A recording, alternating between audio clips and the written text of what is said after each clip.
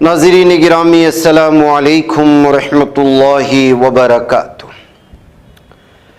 آج کی بات خاص بات میں آپ لوگوں کا استقبال ہے۔ ناظرین گرامی، میں انصار عزیز ندوی اس وقت دن بھر سے آئی ہوئی کچھ اہم ترین خبروں کی تفصیلات لے کر حاضر ہوں۔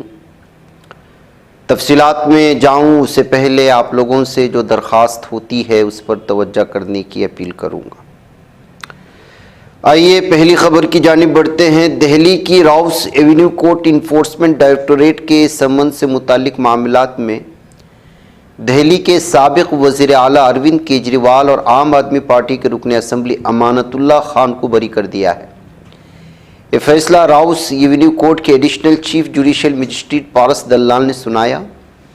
عدالت نے کہا کہ استغاثہ ملزمان کے خلاف الزامات کو اس حد تک ثابت نہیں کر سکا کہ انہیں مجرمانہ ذمہ داری کا سامنا کرنا پڑے۔ منی پور میں ایک بار پھر حالات کشیدہ ہوتے ہوئے نظر آ رہے ہیں۔ طویل عرصے سے بدامنی کا شکار منی پور میں اغوا کیے گئے میتئی سماج کے ایک نوجوان کا گولی مار کر قتل کر دیا گیا ہے۔ چورا چند پور ضلع میں مشتبہ کوکی شدت پسندوں کی جانب سے نوجوان کو اغوا کیا گیا تھا، جس کے بعد اسے قتل کر دیا گیا۔ حالانکہ مقتول نوجوان کی بیوی کو زندہ چھوڑ دیا گیا ہے۔ B C C I board of control for cricket in India team کو ٹیم انڈیا کہنے پر پابندی کی عرضی سپریم کورٹ نے خارج کر دی۔ عدالت نے عرضی کو فضول قرار دیتے ہوئے عرضی گزار کی سخت سرزنش بھی کی ہے۔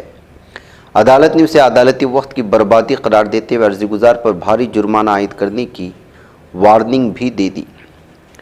دہلی ڈسٹرکٹ کنزیومر کورٹ نے ایئر انڈیا کے خلاف بڑا فیصلہ سناتے ہوئے ایئر لائن کو 1.5 لاکھ روپے کا معاوضہ دینے کا حکم دیا ہے۔ عدالت نے تسلیم کیا کہ مہنگے ٹکٹ لینے کے باوجود مسافروں کو بنیادی سہولیات نہیں دی گئی، جو صارفین کے حقوق کی براہ راست خلاف ورزی ہے۔ عدالت نے اسے ایئر لائن سروس میں سنگین کوتاہی قرار دیا ہے۔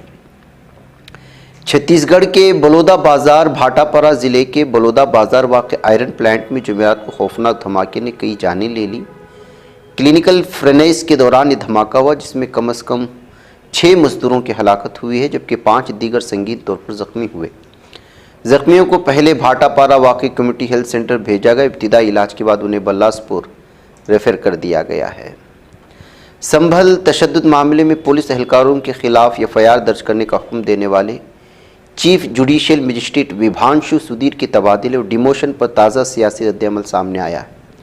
کانگریس نے اس معاملے کو لے کر social media platform X پر بی جے پی حکومت پر سخت حملہ کرتے ہوئے الزام عائد کیا کہ عدلیہ کو دباؤ میں لیا جا رہا ہے اور حکومت کے خلاف فیصلے دینے والے ججوں کو سزا دی جا رہی ہے۔ پٹنہ میں این ای ای ٹی کی طالبہ کے ساتھ درندگی اور پھر اس کی موت نے پورے سماج کو ہلا کر رکھ دیا ہے۔ متاثرہ طالبہ جہان آباد کی رہنے والی تھی، اس لیے پٹنہ سے لے کر جہان آباد تک پولیس کی تفتیش جاری ہے۔ اس دوران پورنیا کے رکن پارلیمنٹ پپو یادو نے ایک منفرد پہل کرتے ہوئے بہار گرلز ہاسٹلوں میں رہنے والے لڑکیوں کے لیے ہیلپ لائن نمبر جاری کیا ہے۔ انہوں نے ہاسٹلوں میں رہنے والے لڑکیوں سے اپیل کی ہے کہ وہ ڈرے نہیں اور ہیلپ لائن نمبر پر فون کر کے فوری رابطہ کریں۔ نیوزی لینڈ کے بے آف لینٹی خطے میں واقع ماؤنٹ ماؤنگانوئی کے دامن میں قائم ایک سیاحتی ہالیڈے پارک میں شدید بارش کے بعد لینڈ سلائڈنگ کا بڑا حادثہ پیش آیا، جس کے نتیجے میں متعدد افراد لاپتہ ہو گئے، جن میں بچے بھی شامل ہیں۔ واقعہ جمعرات کی صبح اس وقت پیش آیا جب مسلسل موسلادھار بارش کے باعث زمین اپنی مضبوطی برقرار نہ رکھ سکی اور اچانک نیچے کی طرف کھسک گئی ہے۔ مغربی بنگال کے پرولیا ضلع میں الیکشن کمیشن کے خلاف ایک ایف آئی آر درج کی گئی۔ اس ایف آئی آر میں 82 سالہ ایک بزرگ کی موت کا ذکر ہے، جس نے ریاست میں چل رہی ووٹر لسٹ کی خصوصی گہری نظر ثانی کے دباؤ میں مبینہ طور پر اپنی جان لے لی ہے۔ یم کے فیضی، جو مارچ 2025 میں دہلی میں انفورسمنٹ ڈائریکٹوریٹ کے ذریعے گرفتار ہونے کے بعد جیل میں ہیں، کو پارٹی کی منگلورو میں بدھ کو 2 روزہ چھٹی قومی نمائندہ کونسل میٹنگ میں دوبارہ social democratic party of India کا قومی صدر منتخب کیا گیا ہے۔ واضح ہو کہ ای ڈی نے ممنوعہ مسلم تنظیم پاپولر فرنٹ آف انڈیا کے خلاف ایک کیس کے سلسلے میں منی لانڈرنگ کے الزام میں یم کے فیضی کو گرفتار کیا۔ ان الزامات کو ایس ڈی پی آئی نے سیاسی طور پر حوصلہ افزائی کے طور پر بیان کیا ہے۔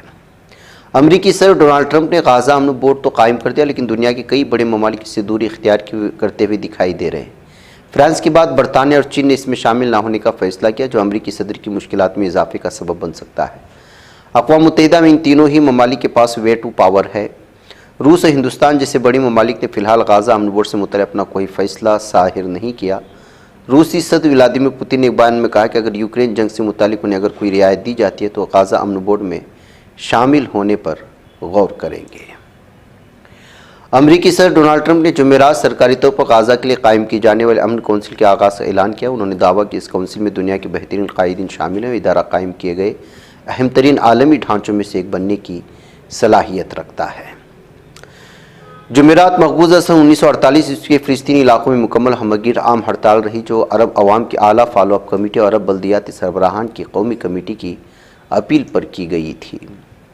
غازہ کی پٹی میں بے گھر فلسطینیوں کے خیموں پر ٹوٹ پڑنے والی شدید سردی کی لہر کے نتیجے میں آج بروز جمعرات صبح ایک شیرخوار بچہ جان کی بازی ہار گیا، جبکہ قابل اسرائیل کی مسلط کردہ جنگ اور محاصرے کے باعث شہری گزشتہ کئی ماہ سے بدترین انسانی اور طبی حالات کا شکار ہیں۔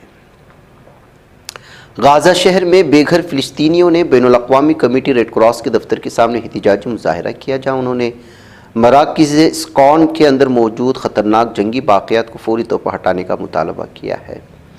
مظاہرین نے ان مراکز کو دوبارہ بین الاقوامی فلاحی اداروں، مقامی اور سماجی تنظیموں کے کام کے لیے کھولنے کا بھی مطالبہ کیا۔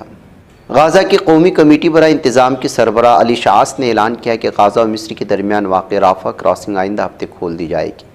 علی شعاث نے عالمی اقتصادی فورم ڈاووس کے موقع پر نشر ہونے والے ایک ٹیلی ویژن خطاب میں کہا کہ مجھے خوشی ہے کہ میں یہ اعلان کر رہا ہوں کہ رافع کراسنگ اگلے ہفتے کھول دی جائے گی۔ سلوینیا کے وزیر اعظم رابرٹ گولوب نے اعلان کیا کہ ان کا ملک غازہ کے حوالے سے امریکی صدر ڈونلڈ ٹرمپ کی جانب سے قائم کی جانے والی امن کونسل میں شرکت نہیں کرے گا، حالانکہ اس مقصد کے لیے سلوینیا کو باضابطہ دعوت موصول ہوئی تھی۔ ناظرین گرامی، آج کی بات خاص بات میں اتنا ہے، انشاءاللہ پھر ملاقات ہوگی۔ والسلام علیکم ورحمۃ اللہ وبرکاتہ۔